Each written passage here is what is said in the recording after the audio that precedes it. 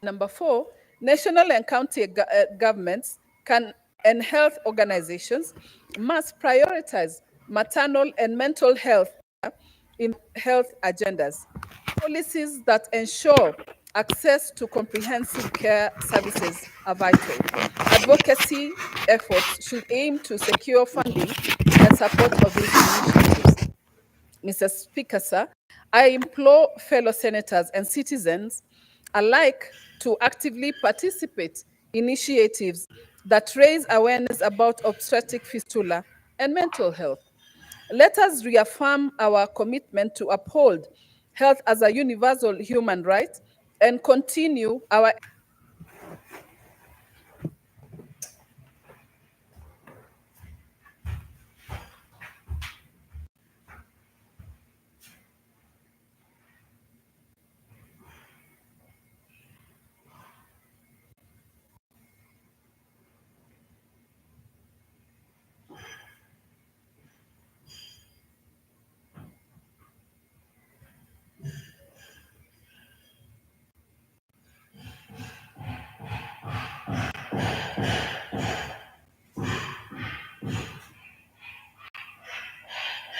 efforts. Mr. Speaker, I had Yes, you may proceed with the second statement. My second statement is the ongoing evictions and demolitions in Mathare and Mukuru Kwaruben areas of Nairobi County. Mr. Speaker, sir, I rise pursuant to Standing Order 53-1 to seek a statement from the Standing Committee on National Security, Defense and Foreign Relations regarding the actions being taken by the government of Kenya concerning evictions and demolitions in Mathare and Mukuru Kwaruben areas of Nairobi County. Mr. Speaker, sir, the recent floods in the country, and especially Nairobi and its environments, are resulted in devastating consequences, including loss of life and extensive property destruction. While I acknowledge the necessity of measurements to ensure public safety, I am deeply concerned by the government's decision to evict people and demolish properties on riparian land along the Mathare and Ngong rivers, which has been executed in an inhumane manner and in violation of the rights of affected individuals. Mr. Speaker, if you can protect Order, me. honorable senators. May Senator Hamida be heard in silence. Thank you, Mr. Speaker. In the statement, the committee should, number 1, clarify basis and procedural framework under which the government is conducting evictions and demolitions in Mathare and Mukuru, Kwaruben areas, and inform whether due process and human rights have been upheld throughout these evictions. Number 2, provide information of the measures taken by relevant government agencies to ensure that affected individuals are provided with adequate support, alternative housing and compensation for loss and incurred during these evictions and demolitions. Number 3, state plans and timelines for resettlement or reintegration of affected communities to prevent displacement and alleviate their suffering. Number 4, state whether consultations or engagements were conducted with affected communities and relevant stakeholders to address concerns, gather feedback, and ensure transparency and accountability in the eviction and demolition process. Number 5, disclose how the national government utilized the Kenya shillings 10 billion that had been set aside for El Nino preparedness in the financial year 2023-2024, particularly in implementing preventing measures and providing relief to affected communities. I thank you, Mr. Speaker.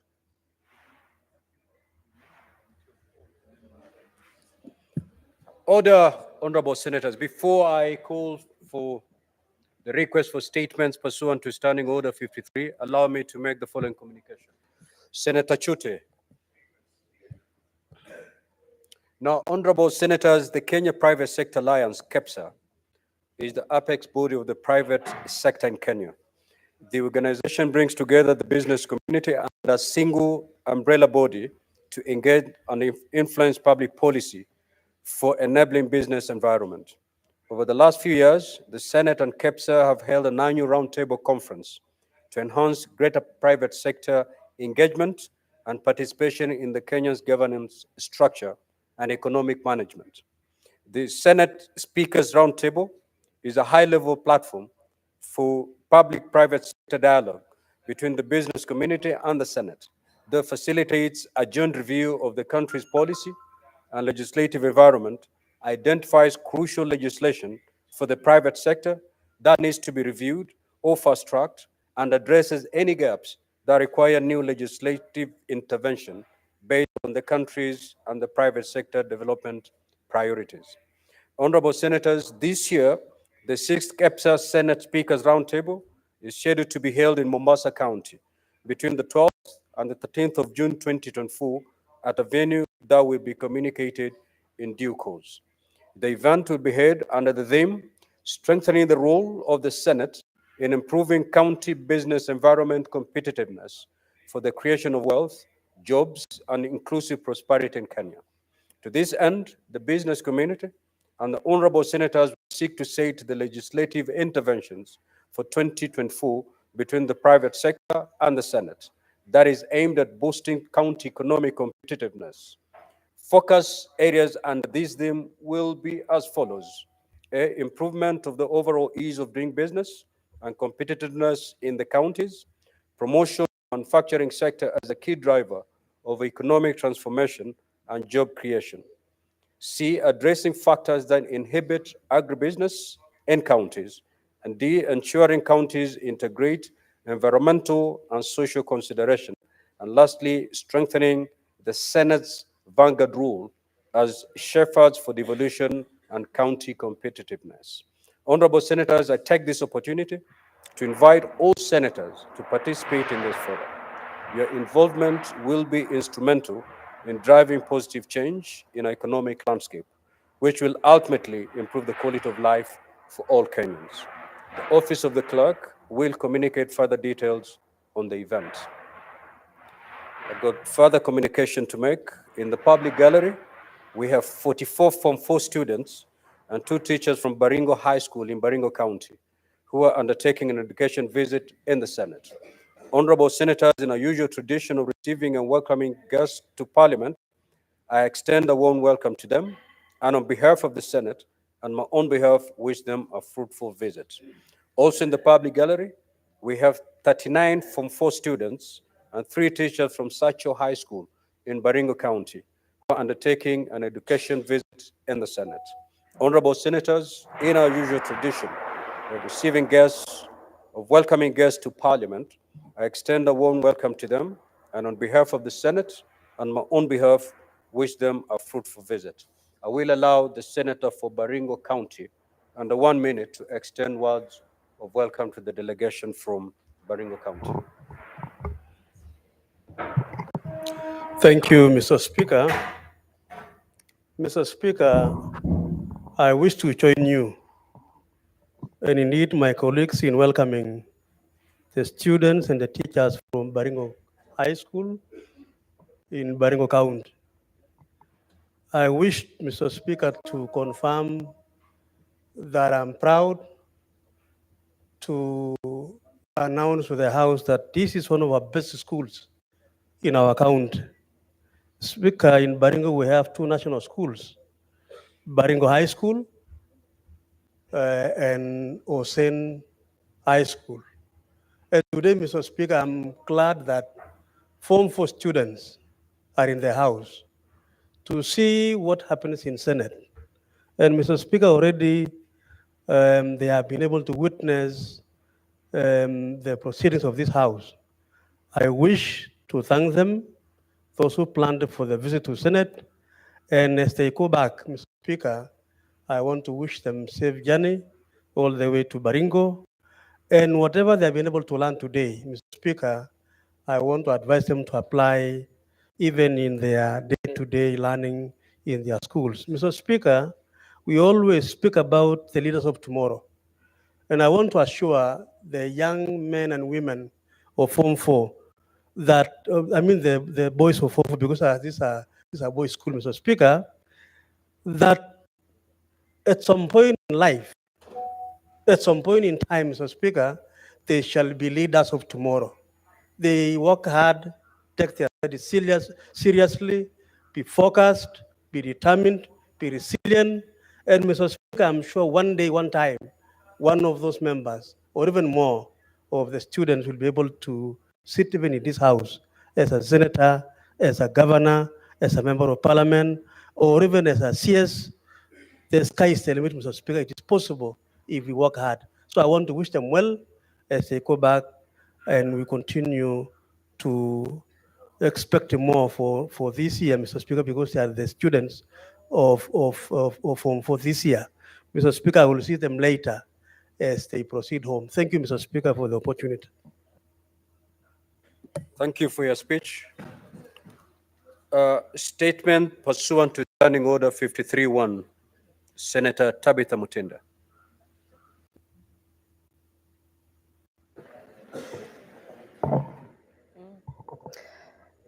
Mr. Speaker, I rise pursuant to Standing Order 53-1 to seek a statement from the Standing Committee on Health regarding the deplorable state of maternity services at Mama Lucy Kibaki Hospital, Nairobi County. In this statement, Mr. Speaker, the committee should, 1, state the total number of women detained in the hospital facility due to their inability to settle their maternity fees, stating the respective amounts owed. Secondly, state the payment modalities or options in place set by the hospital management for defaulters within the maternity section. And lastly, explain the protocols followed by the hospital management in the event a patient is unable to raise the maternity fee, and confirm whether any policy exists to guide how to handle cases related to the default of maternity fee payments. Thank you. Senator Oroba Glory.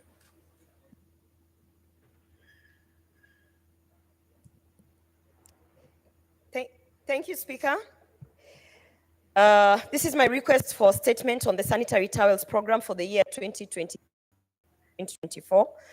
Mr. Speaker, I rise pursuant to Standing Order 53 to seek a statement from the Standing Committee on Finance and Budget concerning expenditure of the budgetary allocations to the sanitary towels program for the year 2023-2024. In the statement, the committee should, 1, provide a report of the budget allocations and expenditure by the Ministry of Education and Gender, Culture, the Arts and Heritage on sanitary towels for the financial year 2023-2024. 2, and most importantly, the committee should provide all documents, including advertisements, and the details of the awarded tenders related to the procurement of sanitary towels for the year 2023-2024. And 3, in the statement, the committee should provide delivery notes or proof of receipt of sanitary pads by the beneficiaries, including reports of payments to suppliers of the pads during the year under review. Thank you, Mr. Speaker. Senator Catherine Muma.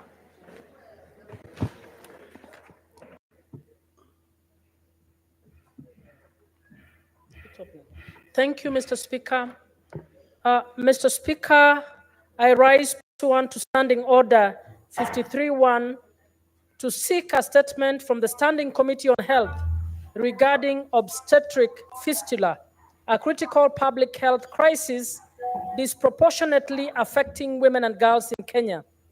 In the statement, the committee should, 1, provide the Senate with the data on the prevalence of obstetric fistula in Kenya, highlighting the regions with the highest incidence rates to showcase the magnitude of the issue.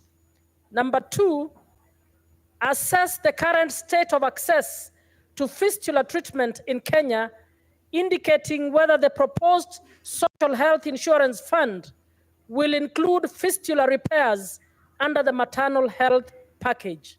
3, indicate the national policy guidance that the ministry has provided the county governments for addressing obstetric fistula experienced by women in remote areas.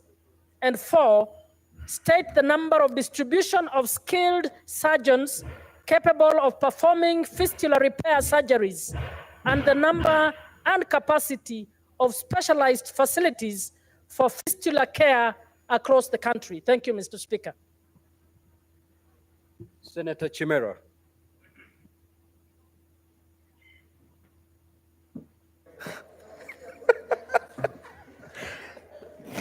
Thank you, Mr. Speaker.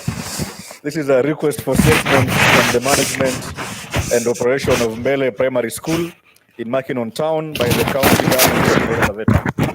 Mr. Speaker, sir, I rise pursuant to Standing Order 51 to seek a statement from the Standing Committee on Education regarding the management and operation of Mbele Primary School, which is located in Makinon Town, Kwale County, and is currently being administered by the county government of Taveta.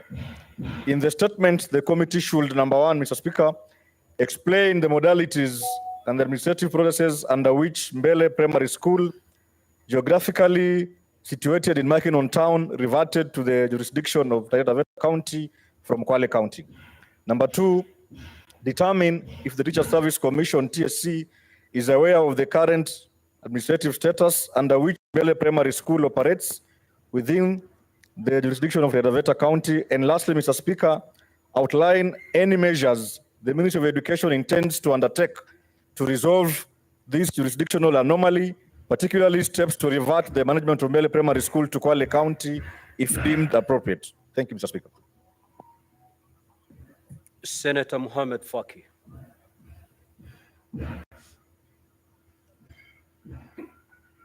Thank you, Mr. Speaker. Mr. Speaker, I rise on behalf of pole. Bwana Speaker, nashukuru kwa kunipa nafasi hii kwa niaba ya Mheshimiwa Faki ili niombe kauli kutoka kwa kamati ya kudumu ya elimu.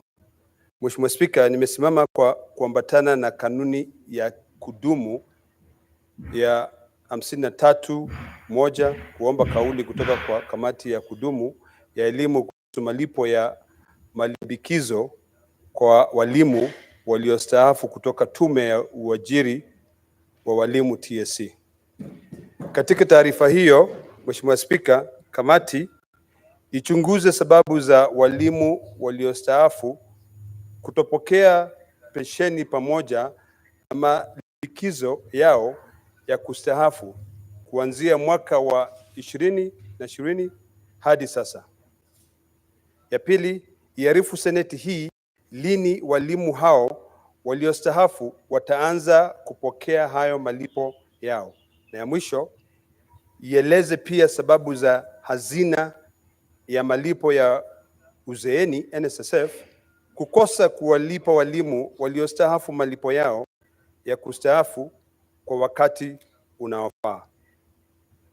Kauli hii inatafutwa na Seneta Mohamed Faki Mwenye Haji, seneta wa kaunti ya Mombasa. Asante Bwana Speaker. Senator Wakili Hilary Sigei. Yes, Mr. Speaker, I rise on behalf of Senator Sigei.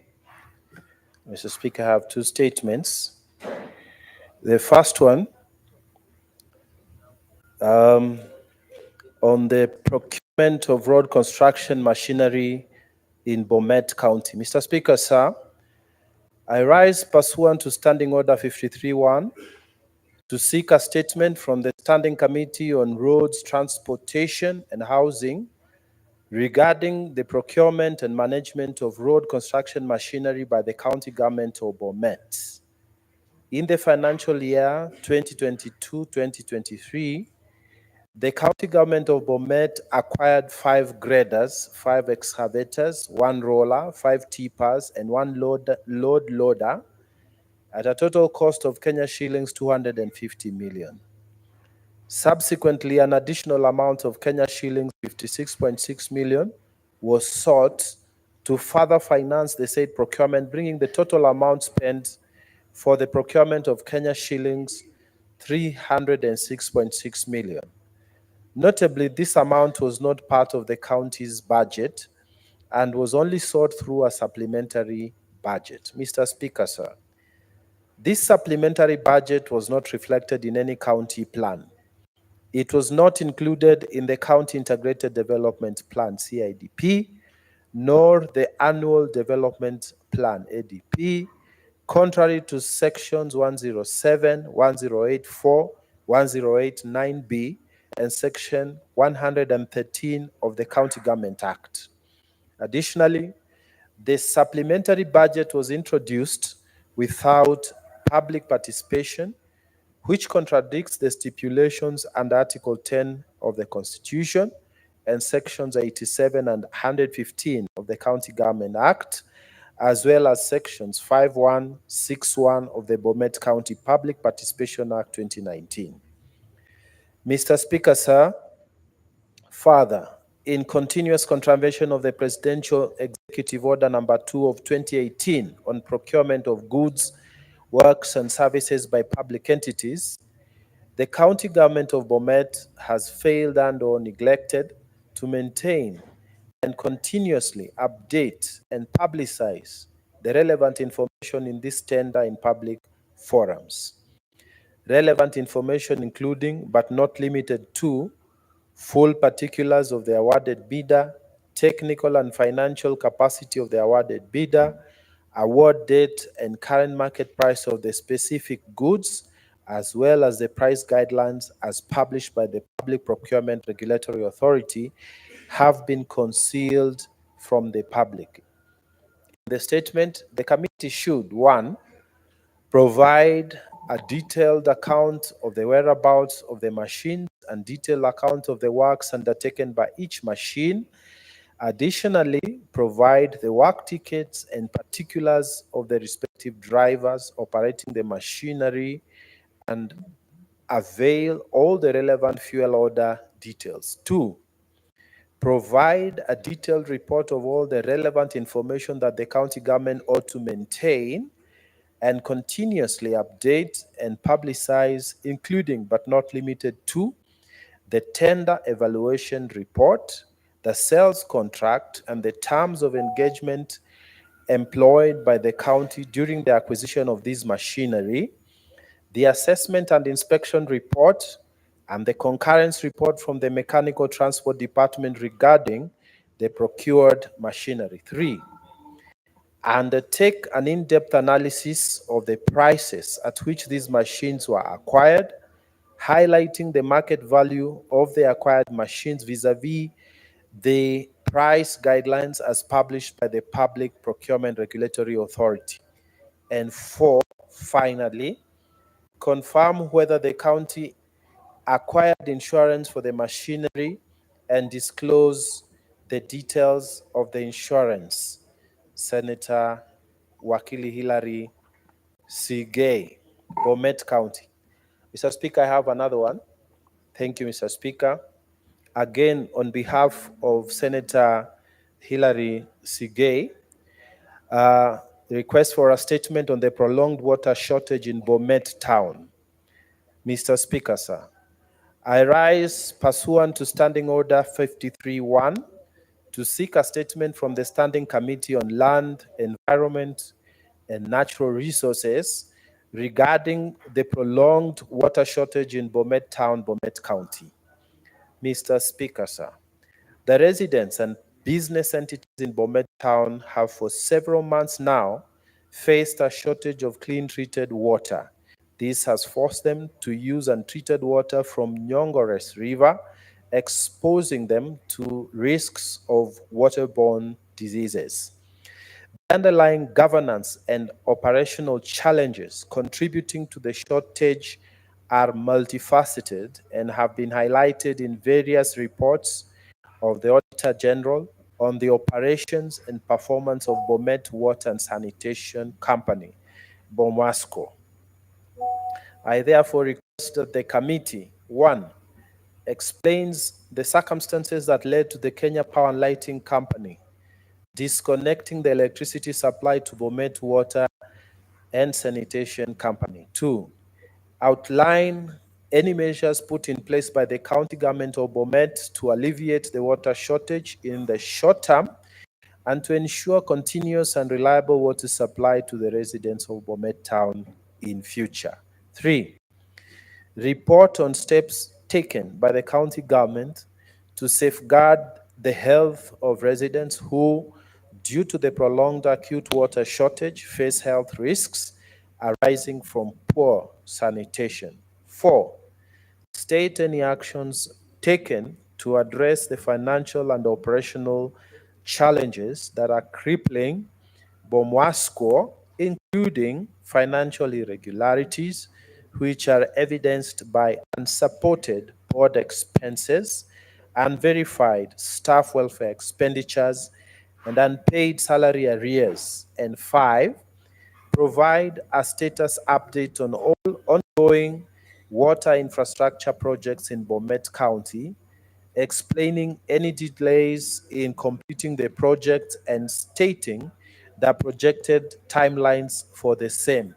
Senator Wakili Hilary Sigei, MP, Senator for Bomet County. Thank you, Mr. Speaker. Senator Joe Newton.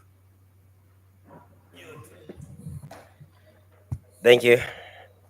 Mr. Speaker, sir, I rise pursuant to Standing Order 53-1 to seek a statement from the Standing Committee on Land, Environment and Natural Resources regarding the upward review by the Water Services Regulatory Board, WASREB, of water tariffs in Murang'a County.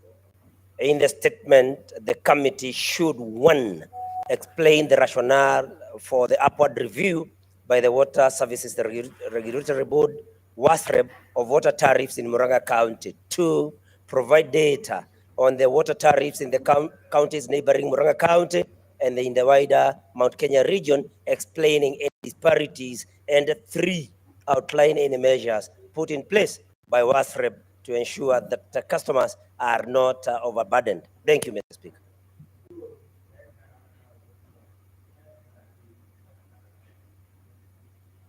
Senator Chirange.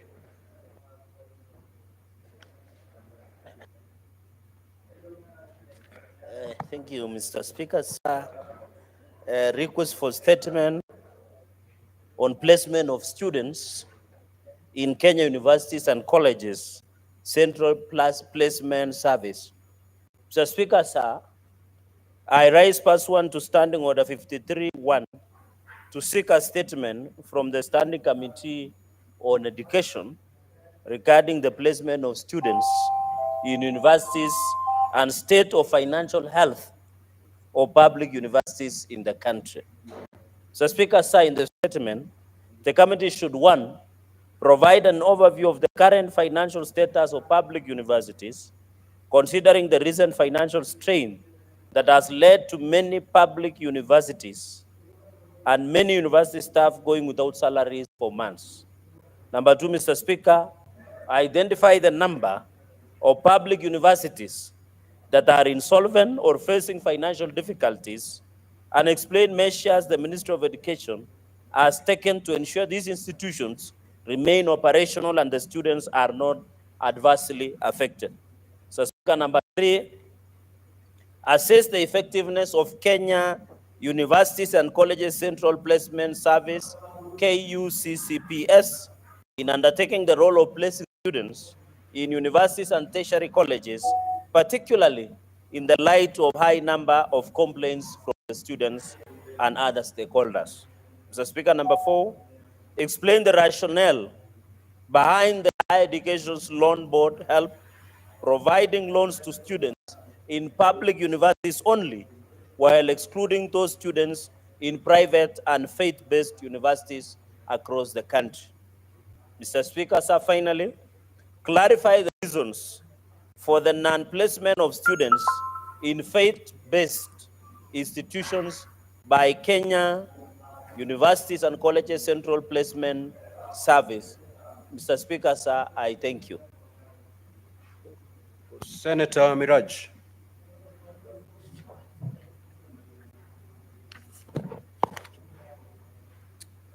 Request for statement on cases of attack targeting women drivers operating taxis hailing services.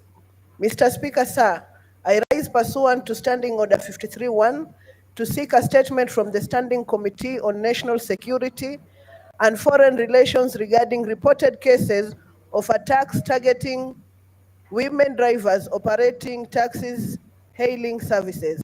In the statement, the committee should furnish the Senate with a comprehensive report on attacks targeting women drivers operating taxi hailing services and provide an update on the status of each investigations. 2, conduct an inquiry into the reported trend of clients posing as women when booking cab services to lure women drivers, only for them to be attacked and even raped. 3, implore the Ministry of Interior and National Administration, in collaboration with the Ministry of Information, Communication and the Digital Economy, to develop guidelines/tools for the registrations and verification of clients using hail services applications to ensure the safety of both drivers and passengers. And 4, outline the measures the Ministry of Interior and National Administration has taken to ensure the security and safety of women drivers, protect their rights and bring the culprit involved in such acts to book. Senator Miraji Abdullahi, MP, nominated senator. Senator Mohammed Chut.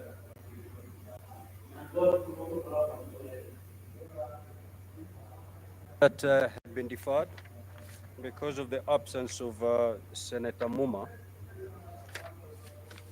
You will comment after Senator Muma has dealt with a business. That is one.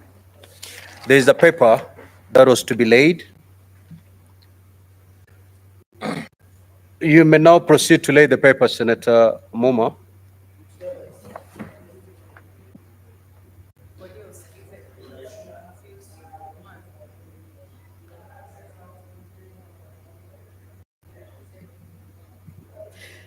Mr. Speaker, I beg to lay the following paper on the table of the Senate today, 30th May 2024. This is the report of the Kenya delegation to the 148th Assembly of the Interparliamentary Union and related meetings held in Geneva, Switzerland from 23rd to 27th March 2024. Thank you, Mr. Speaker. Senator Muma, you may also proceed to give notice.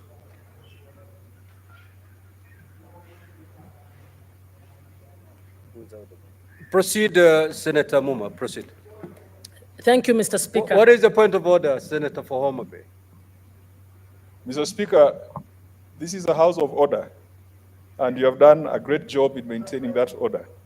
I bring your attention to Standing Order number 117-2, which says, for avoidance of doubt, that no senator shall pass between the chair and any senator who is speaking, or between the chair and the table. And Mr. Speaker, there are 5 senators between you and Senator Muma. Mr. Speaker, order. This is order. Majority Speaker, Leader, the chair can defend itself. Senator for Homa Bay. None of these senators who have approached the chair have come in between the chair and the senator speaking. And the senators that have approached this chair have done so with permission from the chair. Proceed to give notice. Thank you, Mr. Speaker. Mr. Speaker, I beg to give notice of the following motion: that the Senate notes the report of the Kenya delegation to the 148th Assembly of the Interparliamentary Union and related meetings in Geneva, Switzerland from 23rd to 27th March 2024, laid on the table of the Senate on Thursday, 30th May 2024. Thank you. Now, honorable senators, I will allow limited intervention on the statements, starting with Senator Boni. Thank you, Mr. Speaker. Mr. Speaker, I rise to seek further clarification on the issue raised about Mama Kibaki Hospital. Mama Lucy Kibaki Hospital. Mr. Speaker, it is an oxymoron that the governor of Nairobi can purport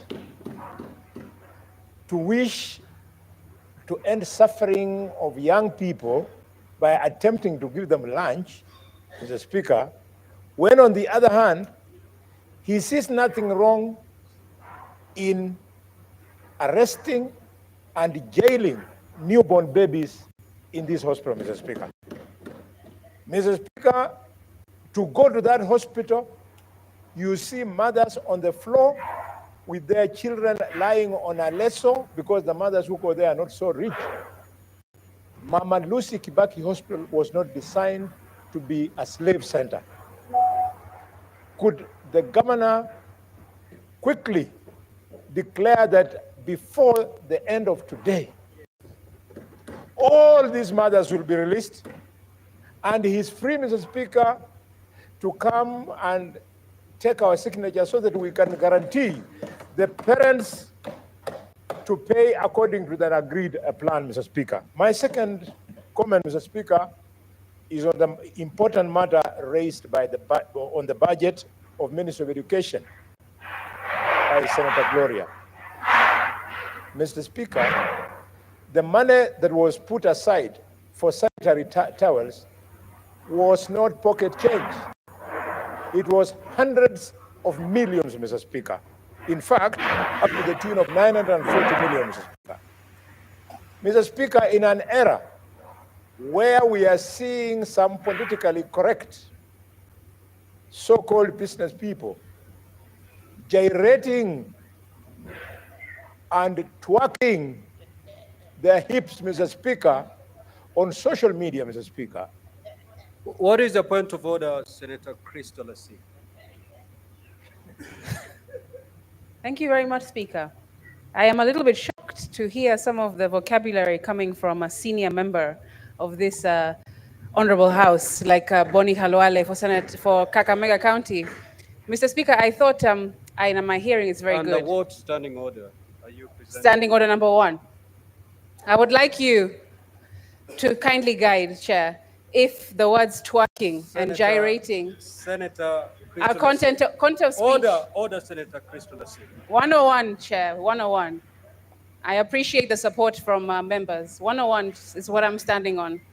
I wonder, Speaker, if you can guide the good senator if the words gyrating and twerking are parliamentary language, and if a man of his stature, CBS, doctor, and all of the other accolades he has should be using such, especially when we have impressionable young students in our midst, Speaker.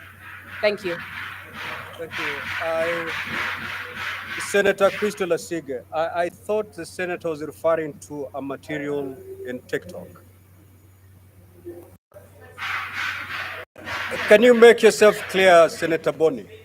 Mr. Speaker, thank you.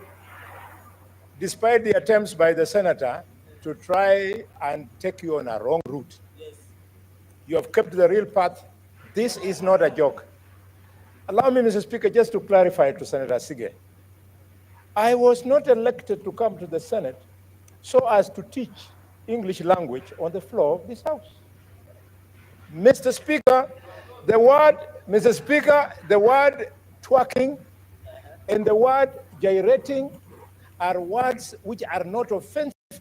They describe the movements dancers make. In twerking, Mr. Speaker, Order, honorable senators. Yes. Why is there a lot of excitement around because those of two twerking. Proceed, Senator. Mr. Speaker, in twerking, a dancer is seen throwing their hips rhythmically up and down. And in gyrating, Mr. Speaker, in English, a dancer dances swinging their hips in cycles. So, Mr. Speaker, I'm saying in an era where we are seeing people twerking and gyrating their whips and telling us how they are making money, Mr. Speaker, we want the statement to go further and demand that the names of the companies that were given these tenders and also the names of the directors of those companies, because we suspect these people twerking and gyrating hips are the ones who are abusing these millions men for supporting our little children who have no access to sanitary towels. Mr. Speaker, I thank you. Senator Ossots.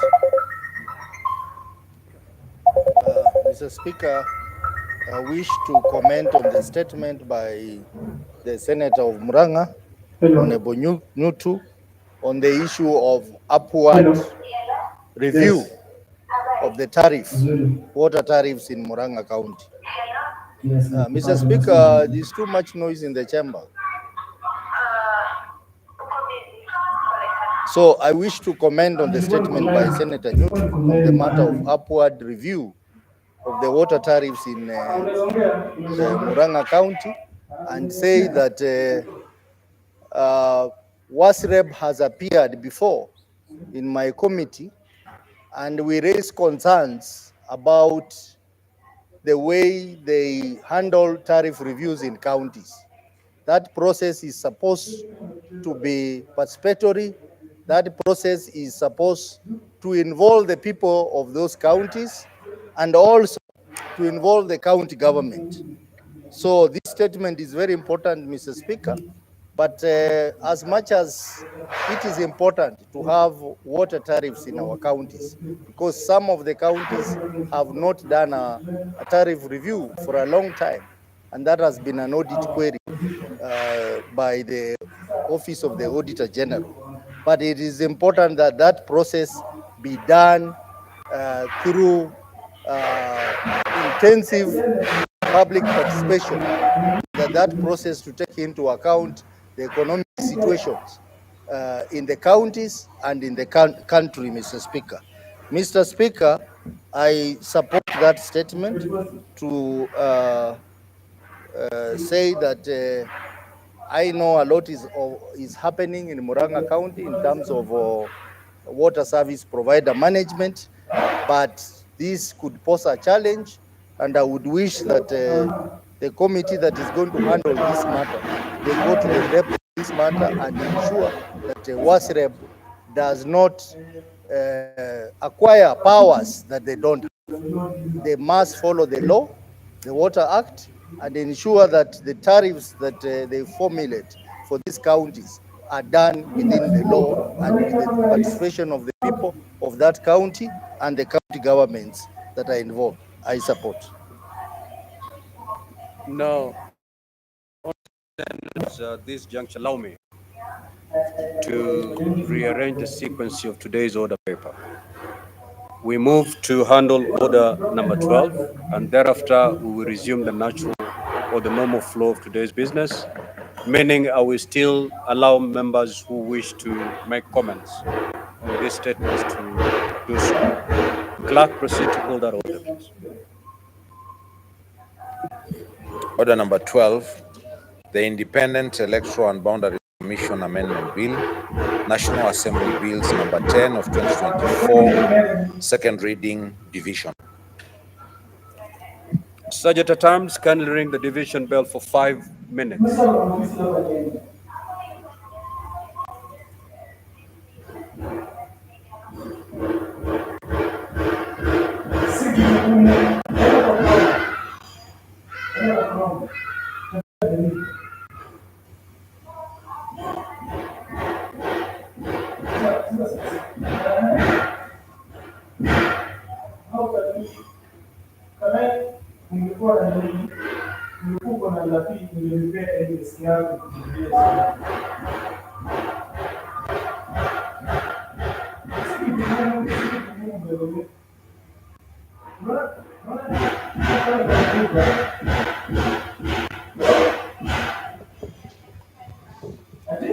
Well, that is the division bell underway as directed by the Speaker of the Senate, Honorable Amason Jeffa Kingi, and this is with regards to the division on the Independent Electoral and Boundaries Commission Amendment Bill number 2024.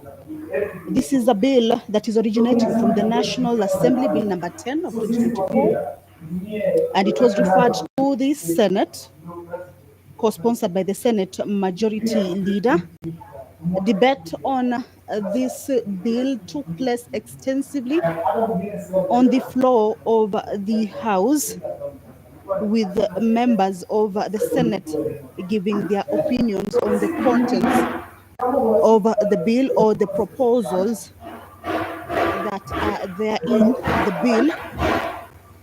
This bill seeks to give effect to some of the recommendations and views of the public that were submitted during the National Dialogue Discourse. Just to take you back, is that I remember the National Dialogue Committee that was composed of the opposition side and the ruling party side that was constituted and mandated with looking into issues of national interest, came up with 9 pieces of legislation that to be considered in Parliament, and the Independent Electoral and Boundaries Commission Amendment Bill is one of those 9 pieces of legislation that with Parliament. It is one of the pieces of legislation that are being considered or are meant to be considered by the Parliament, and this is a bill that already was concluded on at the National Assembly and referred to the Senate. The debate on it already took place on the floor of the House, and this afternoon is that members are expected to vote on it for the bill to be read for the second time and proceed to the next stage that could be at the Committee of the Whole and then third reading. So once that bell is done, the doors will be closed and the bars drawn. Voting is electronically, so members will be ordered to maybe log out their cards, again log in for them to be able to take that vote. Back to what the bill contains is that it is a bill that seeks to give effect to some of the recommendations that came out of the NADCO report on the issues of electoral justice and related matters, outstanding constitutional matters, fidelity to the political parties or coalitions, and the law on multi-party democracy. So, in essence, this bill seeks to make amendments to the Independent Electoral and Boundaries Commission Act number 9 of 2011 to clean up the Act by deleting obsolete provisions. The bill seeks to amend Section 6 of the Act and include experience in accounting or information and communication technology as additional professional qualifications for appointment as a member of the Independent Electoral and Boundaries Commission. Remember, the electoral system seeks to go digital or employ fully technology or full technology, and these are some of the qualifications that these new bills seeks to embrace when appointing or recruiting commissioners of the Independent Electoral and Boundaries Commission, that is the country's electoral body, in a manner that once the country goes fully digital with regards to the electoral process, then the members of the commission will be able to tackle any challenges that may arise with regards to the technology. The bill further seeks to amend first schedule to the Independent and Electoral and Boundaries Commission number 9 of 2011 to increase the number of members of the selection panel from 7 to 9 in order to accommodate a wide spectrum of stakeholders and interest groups. We shall be taking a look at what they mean by the wide spectrum. The bell is now off, the division bell is off. I want to believe that the members will be going into division now. Any minute, I will be handing you over to this live broadcast for the members to go into division on this bill that is the Independent Electoral and Boundaries Commission Amendment Bill. As debate had already been concluded, I now hand you over back to the proceedings.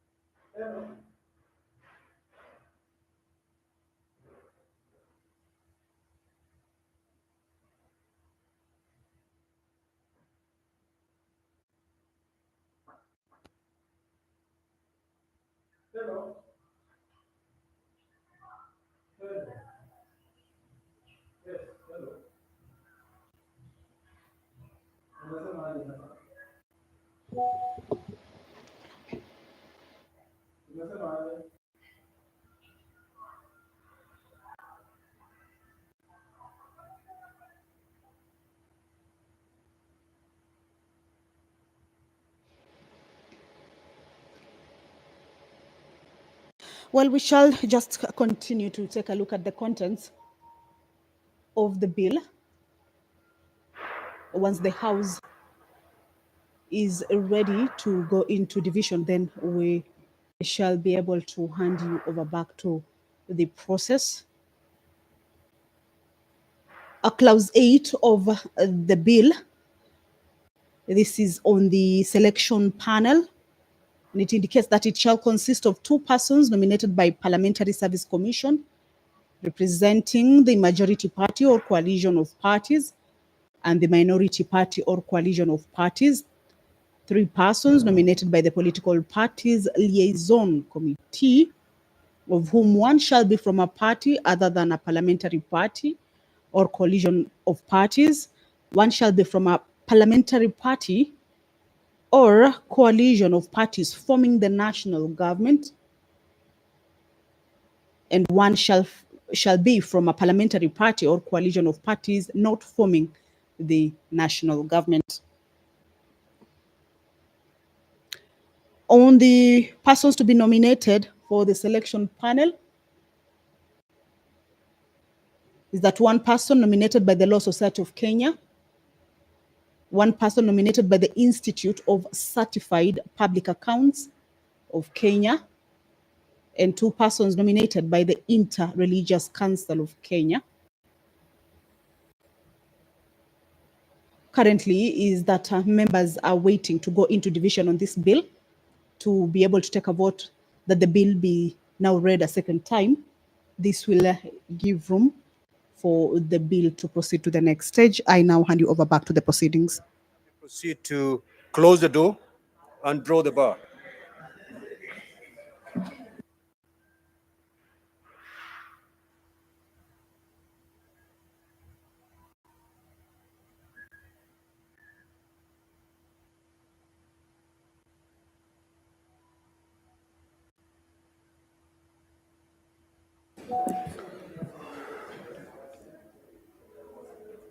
Honorable Senators, for those who are still standing, take your seats.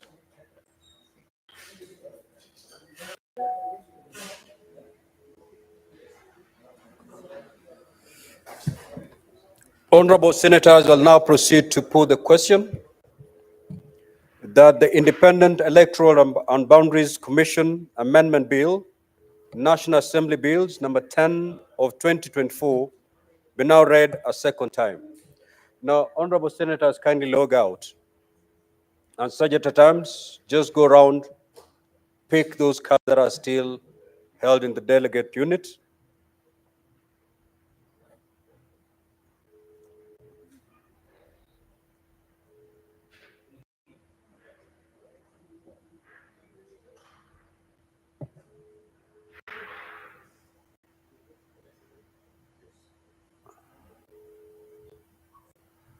So, honorable senators, you may now log back into the delegate unit and proceed to vote.